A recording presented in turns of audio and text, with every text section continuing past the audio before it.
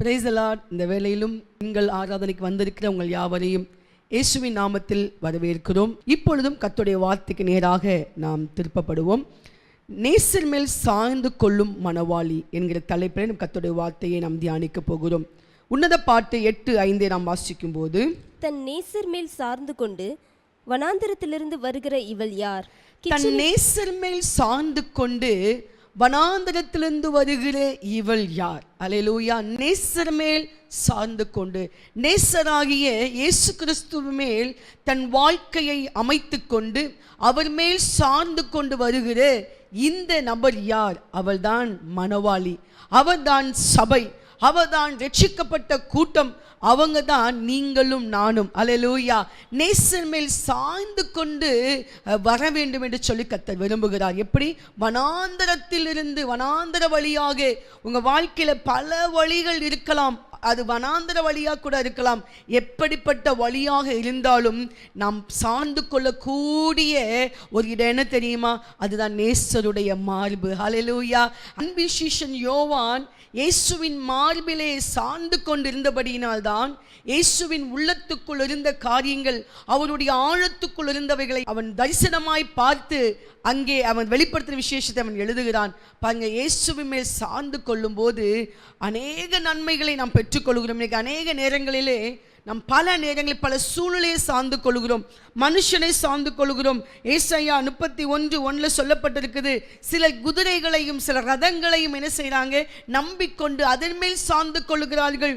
அங்கே எரேமியா 17:5 சொல்லப்பட்டிருக்குது, சில மனுஷர்கள் மேலே சார்ந்து கொள்றாங்க. மனுஷனை தன் புய பலமாய் எண்ணிக்கொண்டு மனுஷன் மேல் தன்னுடைய வாழ்க்கையை சார்ந்து கொள்கிற அனுபவம் உண்டு.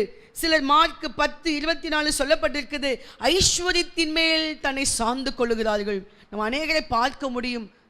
சில நபர்கள் சில மனுஷன் மேலே, ஐஸ்வர்யத்தின் மேலே, இப்படி தன்னுடைய பொருட்கள் மேலே, பொருளாதாரத்தின் மேலே, தன்னுடைய சொத்துக்கள் மேலே, தனக்கு இருக்கிற வருமானத்தின் மேலே சார்ந்து கொண்டு அதனால அநேக இன்னல்களுக்குள் வருகிறதை பார்க்க முடிகிறது. இன்னைக்கு நீங்களும் நானும் அப்படிப்பட்ட சார்ந்து கொள்கிற மனவாட்டியாக இராதபடிக்கு தேவன் நமக்கு இன்றைக்கு பேசி கொண்டிருக்கிறார். அவர் மேல் நாம் சார்ந்து வாழும்படியாக கர்த்தர் நமக்கு கிருபை தருவாராக. ஹல்லேலூயா. தன் நேசரின் மேல் சார்ந்து கொண்டு வருகிற இந்த நபர் யார்? அவர்தான் நீங்களும் நானும். இன்னைக்கு தேவன் நம்மை அப்படிப்பட்ட அபிஷேகத்தில் நடத்துவாராக. எந்த காரியம் இருந்தாலும், எப்படிப்பட்ட நன்மைகளின் வாழ்க்கையில் இருந்தாலும், நன்மைகளோ கஷ்டங்களோ பாடுகளோ உயர்வோ துன்பமோ மேடோ பள்ளமோ எது இருந்தாலும், நான் என் நேசரோடு சார்ந்து கொண்டு, நான் அவருடைய மார்பிலே சாய்ந்து கொண்டு வருகிற, அவரோடு கூட இணைந்து வாழுகிற ஒரு வாழ்க்கை உடைய மனவாட்டியாக இருக்க வேண்டும் என்று சொல்லி கர்த்தர் நம்மளை விரும்புகிறார். அல்லேலூயா. அப்ப எப்படி அவர் மேல் சார்ந்து கொள்ளும் போது தேவன் நம்ம எப்படி எல்லாம் நடத்துகிறார் பாருங்க. வாசிங்க 2 நாளாகமம் 13:18 வாசிக்கும் போது, அப்படியே இஸ்ரவேல் புத்திரர் அக்காலத்திலே தாழ்த்தப்பட்டார்கள், யூதா புத்திரரோ தங்கள் பிதாக்களின் தேவனாகிய கர்த்தரை சார்ந்து கொண்டதினால் மேற்கொண்டார்கள். யூதா புத்திரரோ அவர்கள் தங்கள் தேவனாகிய கர்த்தரை சார்ந்து கொண்டபடியினால் அவர்கள் என்ன செய்யப்பட்டாங்களா? மேற்கொண்டார்கள். அல்லேலூயா. இங்கே இஸ்ரவேலர்களுக்கும் யூதா கோத்திரத்துக்கும் யுத்தம் நடக்கிறது. ஆனால் இஸ்ரவேலர்கள் என்ன செய்யவில்லையாம்? அவர்கள் தங்கள் மாம்ச புய பலத்தை நம்பிக்கொண்டு யுத்தத்தில் வருகிறார்கள். ஆனால் யூதா கோத்திரம் அவங்க என்ன செய்யறாங்க? தங்கள் கர்த்தராகிய தேவனை என்ன செய்யறாங்க?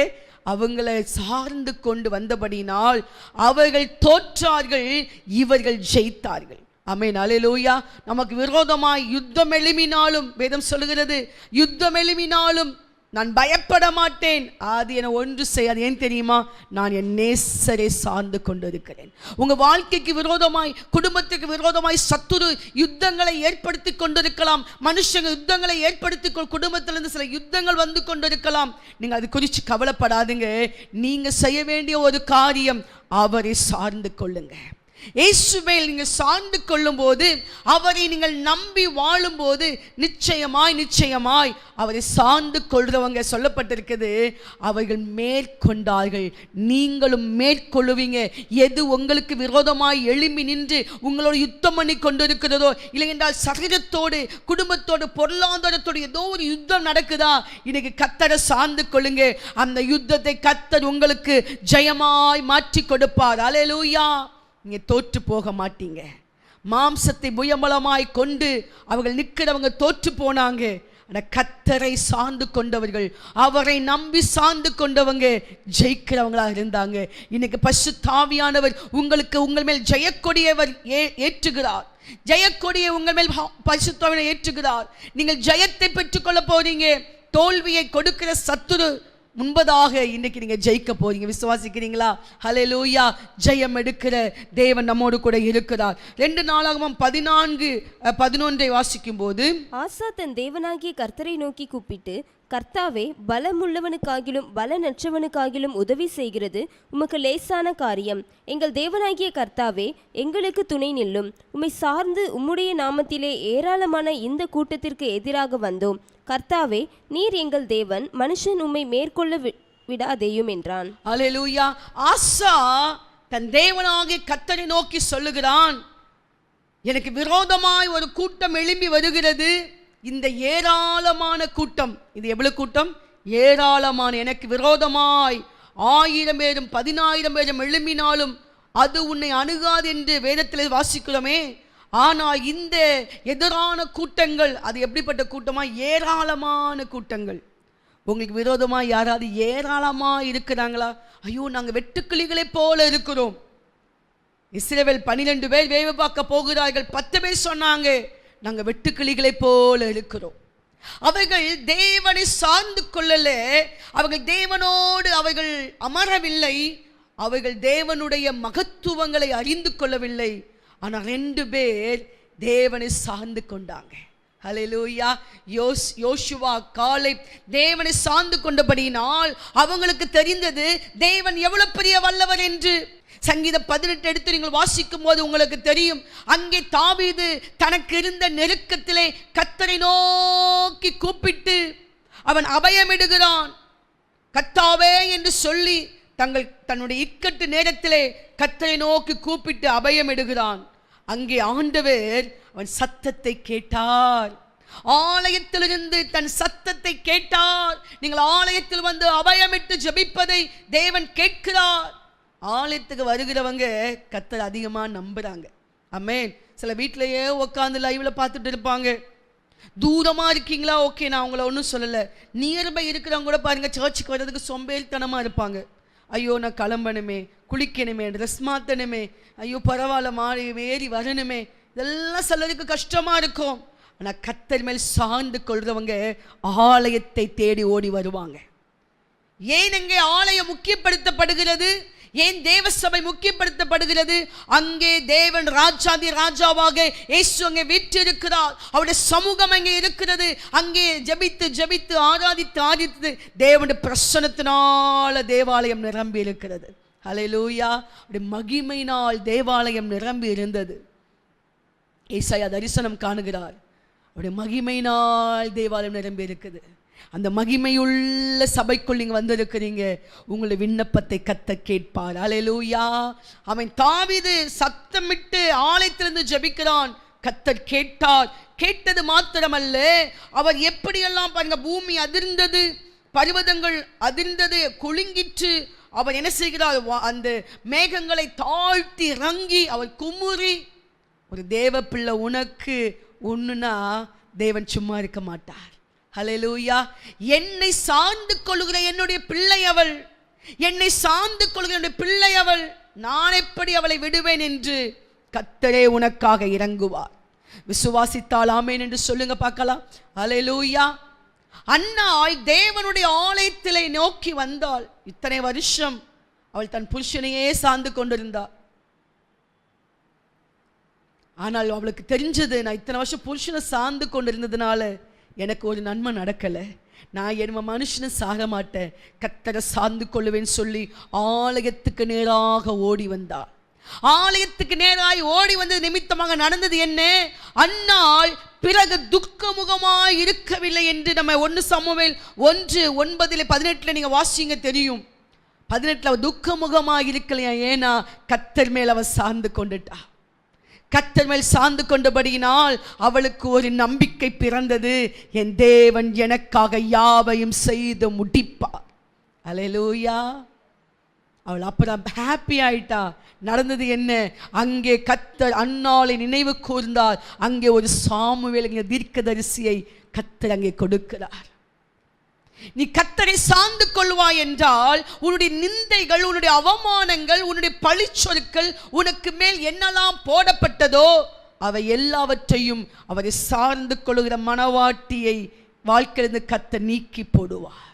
நிந்தை நீக்கப்படும் காலம், உன் அவமானங்கள் நீங்குகிற காலம், உனக்கு விரோதமாய் வந்த பரியாசங்கள், பழிச்சொற்கள் நீங்குகிற காலம் வருகிறது. எப்பொழுது தெரியுமா? நீ என்றைக்கு 100% உன் தேவனை நீ சார்ந்து கொள்ளுகிறாயோ அன்றைக்கே இவைகளை கர்த்தர் நீக்கி உன்னை விசாலத்தில் கொண்டு வந்து உனக்கு சந்தோஷத்தையும் மகிழ்ச்சியும் கொடுக்க அவர் வல்லவராய் இருக்கிறார். ஹல்லேலூயா. இந்த ஏராளமான கூட்டத்தை கண்டு நீ பயப்படாதே. உனக்கு அகைன்ஸ்டா இருக்கிற பாருங்க, அதே சங்கீதம் 18:17 சொல்லப்பட்டிருக்கு பாருங்க, என்னிலும் அதிக பலவானாயிருந்த என் சத்துருக்களுக்கும் என்னை பகைத்தவர்களுக்கும் என்னை விடுவித்தார். நீங்க கர்த்தரை சார்ந்து கொண்டீங்கன்னா, தாவீது கர்த்தரை சார்ந்து கொண்டான். அவனுடைய வாழ்க்கை எடுத்துக்கொண்டால் வனாந்திர பாதை, இந்த வனாந்திர பாதையிலே நேசர் மேல் சார்ந்து கொண்டு வந்த தாவீது, அவன் ஒரு நேசர் மேல் சார்ந்து கொண்டு வந்த மணவாட்டி தாவீது. அல்லேலூயா. அவன் எப்பொழுதும் அந்த மணவாளனை குறித்தே பாடி பாடி ஆராதித்துக் கொண்டிருப்பான். ஆனால் அவனுடைய வாழ்க்கை எங்கே? வனாந்தரம். வனாந்தரத்தில் கொஞ்ச ஆடுகளை மேய்த்துக் கொண்டிருந்தான். அந்த வனாந்தரத்தில் கூட நேசர் மேல் அவன் சார்ந்தபடியினால் நேசர் அவனை அந்த எல்லா மனுஷனுக்கு முன்னாடி, பலவான்களுக்கு முன்னாடி, அழகானவங்களுக்கு முன்னாடி, திறமையானவங்களுக்கு முன்னாடி, பெரியவங்களுக்கு முன்னாடி அந்த தாவீதை கர்த்தர் அபிஷேகம் பண்ணினார். கர்த்தரை சார்ந்து கொள்ளுங்க. இன்னைக்கு நீங்க அந்த அபிஷேகத்தாலே கர்த்தர் உங்களை நிரப்புவார். அந்த தாவீதுக்காகத்தான் கர்த்தர் எழும்புகிறார். அந்த தாவீதுக்காகத்தான் அவர் குமுறுகிறார். அவர் வானத்திலிருந்து அவர் இறங்கி வந்து சத்துருக்களை சிதறடிக்கிறார். அல்லேலூயா. மின்னல்களை பிரவாகித்து விரோதமாய் எழும்பினவங்களுக்கு விரோதமாய் உன் தேவன் எழும்பி வருவார். ஆமென். அல்லேலூயா. யோசிப்பாங்க, பிள்ளைங்களுக்கு ஒரு பிரச்சனை உடனே பெற்றோர்கள் என்ன செய்வாங்க? உடனே எழும்புவாங்க பாருங்க. பெற்றோர்கள் பார்த்துட்டு இருக்க மாட்டாங்க. பிள்ளைகளுக்கு ஒன்று பெற்றோர்கள் உடனே எழும்பி வருவாங்க. பிள்ளைகள் நல்லா வளர்ந்துட்டாங்கன்னா பெற்றோருக்கு ஒன்றா பிள்ளைங்க எழும்பி வருவாங்க. நமக்கு ஒன்றுனா நம் தேவன் நமக்காக எழும்புவார். விசுவாசித்த ஆமென் என்று சொல்லுங்க பார்க்கலாம். ஹல்லேலூயா. பாருங்க, அதிலே வசனம், என் ஆபத்து நாளில் எனக்கு எதிரிட்டு வந்தார்கள். எப்போ வந்தாங்க? எனக்கு ஆபத்து, நானே பாவம் கஷ்டத்தில் கிடக்கிறேன், நானே நிந்தையில் கிடக்கிறேன், நானே ஆபத்தில் கிடக்கிறேன், என் ஆபத்தில் எனக்கு எதிரிட்டு வந்தார்கள். இதுதான் மனுஷனுடைய சுபாவம். உங்க பிரச்சனை மேல பிரச்சனை சொல்லுவாங்களா? ஐயோ விழுந்ததிலே விழுதுங்க. ஆபத்தில் எதிரிட்டு வந்தார்கள், ஆனால் கர்த்தரோ எனக்கு ஆதரவாய் இருந்தார். அவரை சார்ந்து கொண்டீங்கன்னா அவர் உங்களுக்கு ஆதரவாய் இருப்பார். ஆதரவு கோள்களை நமக்கு தருவார். அவர் இஸ்ரவேலுக்கு ஆதரவாய் இருப்பேன் என்று சொன்னாரே, இன்னைக்கு நம்முடைய வாழ்க்கையிலும் அவர் ஆதரவாய் இருப்பார். எதனால தெரியுமா? நாம் கர்த்தரை சார்ந்து கொண்டபடியினால். நீங்க பலவானை பார்க்காதுங்க, ஏராளமான மனுஷனை பார்த்து பயப்படாதுங்க. அதே ஏசாயா 10:20 சொல்லப்பட்டிருக்கு, அடித்தவர்களை சாராமல் நாங்கள் கர்த்தரை நாங்கள் சார்ந்து கொண்டோம். அடுத்தவர்கள், என்னை பயமுறுத்தினவர்கள், என்னை ஆளுகை செய்தவர்கள், என்னை ஏதோ ஒன்றை சொல்லி பயமுறுத்தினவர்கள், அவங்கள குறித்து பயப்படாதுங்க. அந்த ஏராளமானவங்களை, பலமுள்ளவங்களை பார்த்து பயப்படாதுங்க. ஹல்லேலூயா. அங்கே சொல்லப்பட்டிருக்கு, கர்த்தர் நமக்கு பயமுள்ள ஆவியை கொடாமல் பலமும் அன்பும் தெளிந்த புத்தியும் உள்ள ஆவியை தந்திருக்கிறார். மனுஷன் பயமுறுத்துறாங்களா? அந்த ஏராளமான கும்பலை பார்த்து நீங்க பயப்படுறீங்களா? பயப்படாதுங்க, கர்த்தரை சார்ந்து கொள்ளுங்க. உனக்கு விரோதமாய் பாளையம் இறங்கினாலும் அது உன் பேரில் ஒன்றும் செய்ய முடியாது. ஏனென்றால் நம்மோடு இருக்கிறவர் சேனைகளின் தேவனாய் இருக்கிறார். விசுவாசித்த கரங்களை தட்டி மகிமைப்படுத்துவோம். என்னோடு இருக்கிற சேனைகளின் கர்த்தாவே உமக்கு மகிமை உண்டாவதாக. அல்லேலூயா. சேனைகளின் கர்த்தர் சொல்லுங்க எல்லாரும், சேனைகளின் கர்த்தர் என்னோடு கூட இருக்கிறார். யாக்கோபின் தேவன் எனக்கு உயர்ந்த அடைக்கலமாய் இருக்கிறார். பயப்படாதுங்க, நம்மோடு இருக்கிற தேவன் பெரியவராய் இருக்கிறார். அவரை முஞ்சி யாரும் வர முடியாது. ஹல்லேலூயா. எதிரிட்டு வந்தாங்க, அவங்க என்ன செய்வாங்களா? 7 வழியாய் ஓடி போவார்கள். கும்பல் கும்பலா வராங்களா? வேணா பாருங்க, கர்த்தரை மட்டும் பிடிச்சு கொள்ளுங்க, அவரை நம்புங்க, சார்ந்து கொள்ளுங்க. 7 வழியாய் ஓடி போவார்கள். கர்த்தர் நிச்சயமா நம்முடைய வாழ்க்கையில அப்படித்தான் செய்வார். ஹல்லேலூயா. உன் பக்கத்தில் 1000 பேரும் வலது பக்கத்தில் 16 விழுந்தாலும் அது உன்னை அணுகாது. உன் கண்களால் மாத்திரம் நீ எதை பார்த்து துன்மார்க்கனுக்கு வரும் பலனை நீ காண்பாய். நெசரின் மேல் சாய்ந்து கொண்டு வருகிற மனவாட்டி துன்மார்க்கனுக்கு வரும் பலனை காண்பாய். அல்லேலூயா. உன் தலை எண்ணெயால் அபிஷேகம் பண்ணுவாய். சத்துருக்கள் முன்பதாக நீ உயர்த்தப்படுவாய். கர்த்தரை நீ சார்ந்து கொள்வாயாகில் அவரோடு சார்ந்து கொள். அவருடைய மார்பிலை சாய்ந்து கொள். யோவானை போல் அவருடைய மார்பிலை சாய்ந்து கொள்.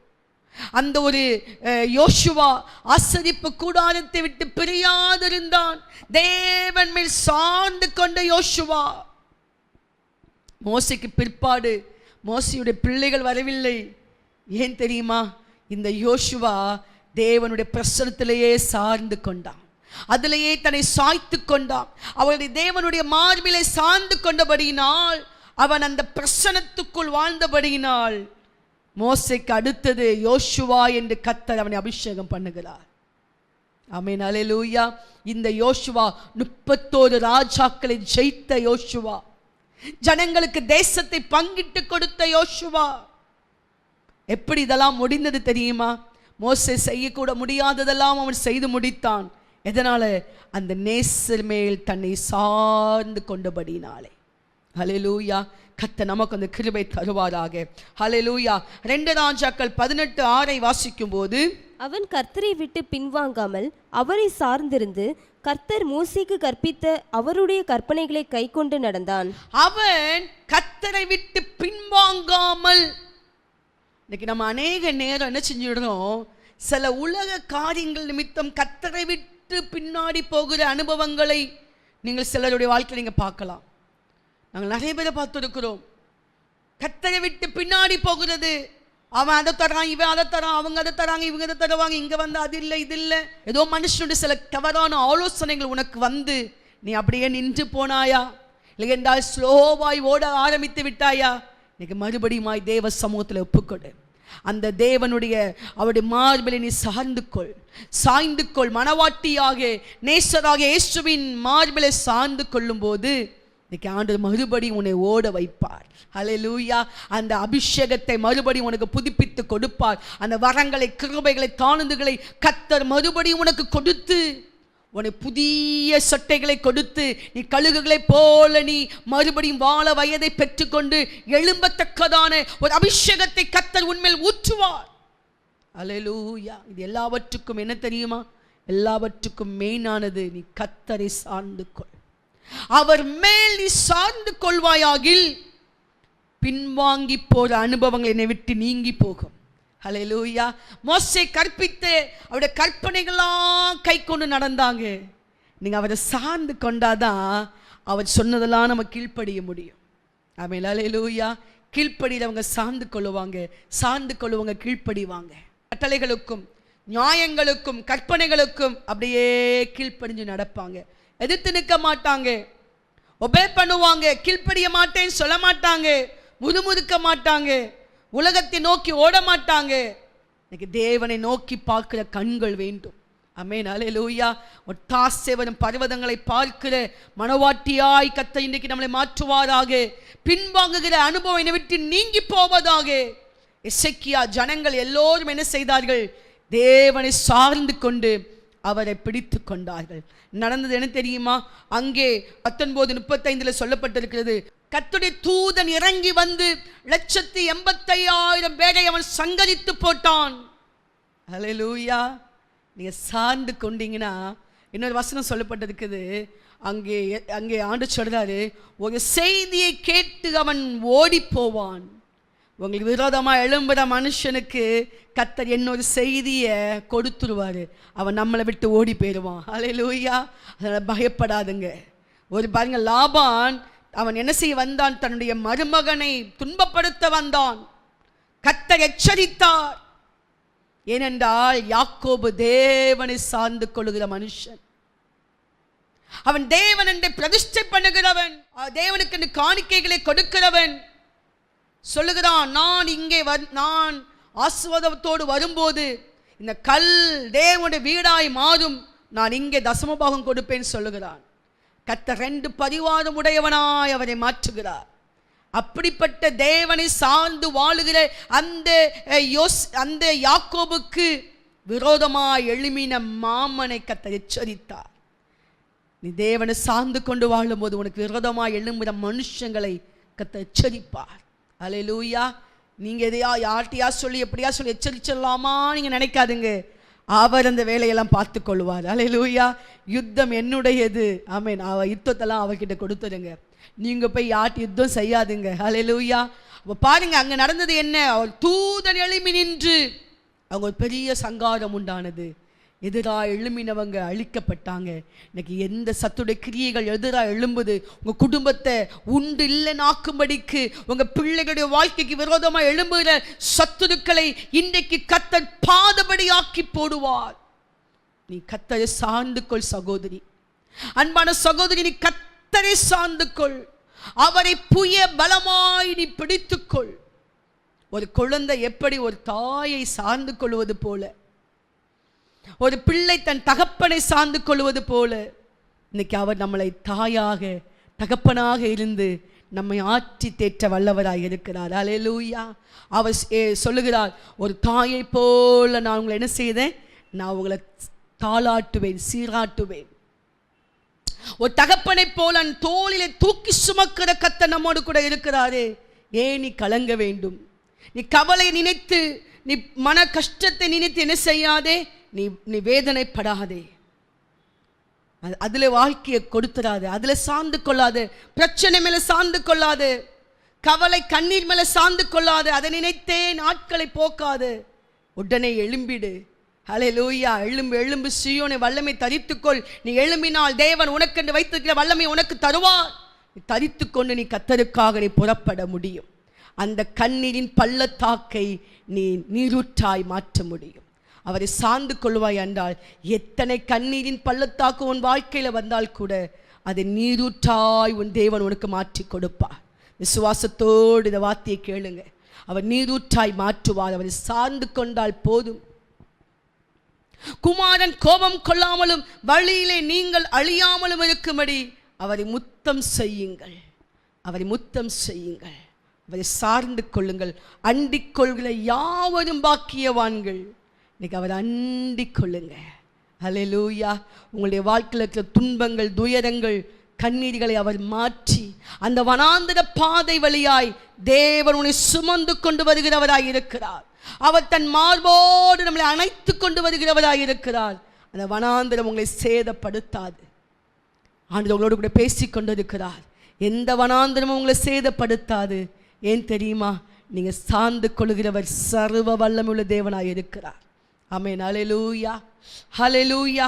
கர்த்தரே நம்மோடு கூட இருப்பாராக. அவரே ஜெயம் எடுப்பாராக. ஹல்லேலூயா. கடைசியாக ஒரு வசனத்தை நம்ம வாசித்து முடிப்போம். ஏசாயா 26:13 வாசிக்கும் போது, எங்கள் தேவனாகிய கர்த்தாவே, உம்மை அல்லாமல் வேறே ஆண்டவன்மார் எங்களை ஆண்டார்கள்.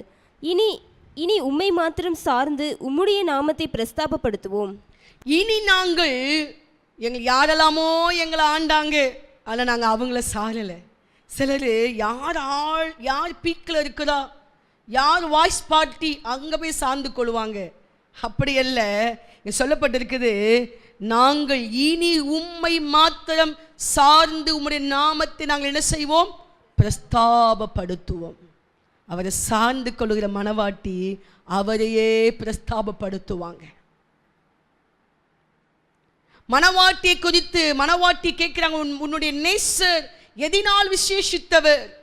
அவள் ஒரு பக்கமே எழுதுகிறாள், என் நேசர் எப்படியெல்லாம் விசேஷித்தவர். அதுதான் பிரஸ்தாபப்படுத்துவது. உங்கள் நேசராக இயேசு கிறிஸ்து எதிலம்மா விசேஷித்தவர்? எத்தனை பேரால சொல்ல முடியும்? இன்னைக்கு அதுதான் ஆண்டு சொல்லுகிறார். அவர் மேல் சார்ந்து கொண்டு அவருடைய நாமத்தை பிரஸ்தாபப்படுத்துங்க. அல்லேலூயா. வனாந்தர பாதையை பார்க்காதுங்க. இந்த பாதை வனாந்தரம் கடுவழி கழித்து புஷ்பத்தை போல செழிக்கும் எப்பொழுது? நீ நேசர் மேல் சார்ந்திருக்கும் போது. வனாந்தர பாதை மாறும், கடுவழிகள் கத்தர் மாற்றி புஷ்பத்தை போல பூக்க செய்வார். என்ன கரடு முரடா இருக்குதா? கத்தரை சார்ந்து வந்துருங்க, அவ்வளவுதான். ஆபிரகாமை கத்தர் கூப்பிட்டார். அவர் கேட்கல, எந்த ஊருக்கு ஆண்டவரை கூப்பிட்டீங்க, அங்கே எனக்கு எப்படி ஆண்டவரை எனக்கு வைப்பீங்க, நான் சாப்பாடுக்கு என்ன செய்வேன், தங்குறதுக்கு என்ன செய்வேன் கேட்கல. கூப்பிட்டவர் நேசர் என்று அவருக்கு தெரியும். நேசரோடு சார்ந்து கொண்டு வந்தார். சீமானாய் மாறினார். அல்லேலூயா. ஜாதிகளுக்கு தகப்பனாய் மாறினார். அவர் மூலமாய் பிதாக்கள் எழும்பினார்கள். நட்சத்திரங்களைப் போல ஜனக்கூட்டம் பெருகிற்று. இன்னைக்கு அப்படிப்பட்ட அழைப்பை பெற்றவர்களாய் நாம் மாற வேண்டும். அல்லேலூயா. பாருங்க, ஆபிரகாம் அந்த நேசரோடு சார்ந்து கொண்டபடியினால் விசுவாசத்தின் தகப்பனாய் மாறினார். மோசே நேசரோடு சார்ந்து கொண்டபடியினால் சிநேகிதனாய் மாறினான். இன்னைக்கு நாம் இயேசுவோடு சார்ந்து கொள்ள கர்த்தர் நமக்கு ஒரு கிருபை தருவாராக. தாவீது அந்த தேவனோடு சார்ந்து கொண்டபடியினால் இருதயத்துக்கு ஏற்ற தாசன் என்று அவன் பெயர் பெற்றான். அல்லேலூயா. கர்த்தருடைய கிருபை உண்டாவதாக. மரியாள் இயேசுவை சார்ந்து கொண்டாள், பாதத்தை பிடித்து கொண்டாள். இந்த அபிஷேகம் நமக்குள் ஊற்றப்படுவதாக. ஆமென். ஹல்லேலூயா.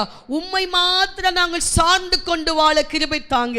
உம்முடைய நாமத்தை பிரஸ்தாபப்படுத்த வேண்டும் என்று கர்த்தர் நம்ம எல்லாருக்கும் சொல்லிக் கொடுக்கிறார். அவரை சார்ந்து கொண்ட மனவாட்டியே, அந்த தேவன் உன்னை ஆசீர்வதிப்பார், உன் எல்லைகளை பெரிதாக்குவார், உனக்கு நன்மைகளை காண பண்ணுவார், உனக்கு எதெல்லாம் வேண்டுமோ எல்லாவற்றையும் கொடுத்து முடிப்பார். அவர் விசாரிக்கும் நாளில் குறை ஒன்றும் காண மாட்டார். அந்த அளவுக்கு உங்கள் வாழ்க்கை ஆசீர்வதிப்பார். இன்னைக்கு நீங்கள் ஒரு பிரதிஷ்டை பண்ண முடியுமா? நான் என் தேவனை நான் பிரஸ்தாபப்படுத்துவேன். ஹல்லேலூயா. வனாந்தர வழியிலே உங்களை தூக்கி சுமந்தாரே, எத்தனையோ பாடுகள் மத்தியிலே உங்களை கர்த்தர் விடுதலையாக்கினாரே, கட்டுகளை உடைத்தாரே, கண்ணீரின் பள்ளத்தாக்கை மாற்றினாரே, வனாந்தர வழியிலே நம்முடைய கால்களை நினமுள்ளதாய் மாற்றினாரே, செழிப்பானதாய் மாற்றினாரே, பிள்ளைகளை நன்றாக வாழ வைத்தாரே. அந்த தேவனுடைய மகத்துவத்தை பிரஸ்தாபப்படுத்த இன்னைக்கு ஒப்புக் கொடுங்க. அன்பான சகோதரியே, இன்னைக்கு ஒவ்வொருத்தரும் ஒப்பு கொடுக்க வேண்டும் என்று கர்த்தர் விரும்புகிறார். இன்னைக்கு நீங்கள் யாரை சார்ந்து கொண்டு இருக்கீங்க?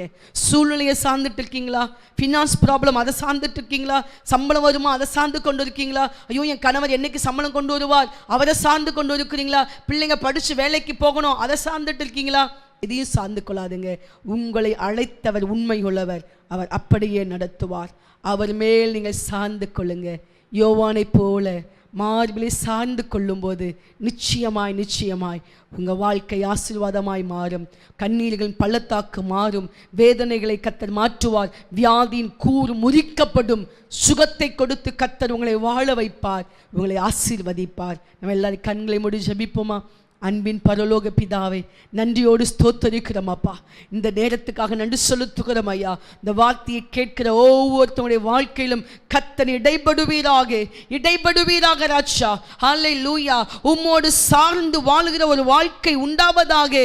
ஆண்டவரே ஸ்தோத்திரம். மனுஷனையும் ஆண்டவரே குதிரையும் ரதங்களையும் ஆண்டவரே ஐஸ்வர்யத்தையும் நம்புகிற எந்த நம்பிக்கை எங்களை விட்டு நீங்குவதாக. ஆண்டவரே ஸ்தோத்திரம். என் தேவனை சார்ந்து கொண்டு வனாந்தரத்திலே வருகிற மனவாட்டியாய் எங்களை மாற்றுங்க. எங்கள் வாழ்க்கை ஒருவேளை வனாந்தரமாய் இருந்தால் கூட நாங்கள் சந்தோஷமாய் உம்மோடு உம்முடைய ஷோல்டரில் சாய்ந்து கொண்டு மார்பிலை சாய்ந்து கொண்டு வர கிருபை தாங்க. அந்த வனாந்தரத்தை நீர் எங்களுடைய வாழ்க்கையில நீரூற்றாய் மாற்றுறதுக்காக ஸ்தோத்திரம் ஐயா.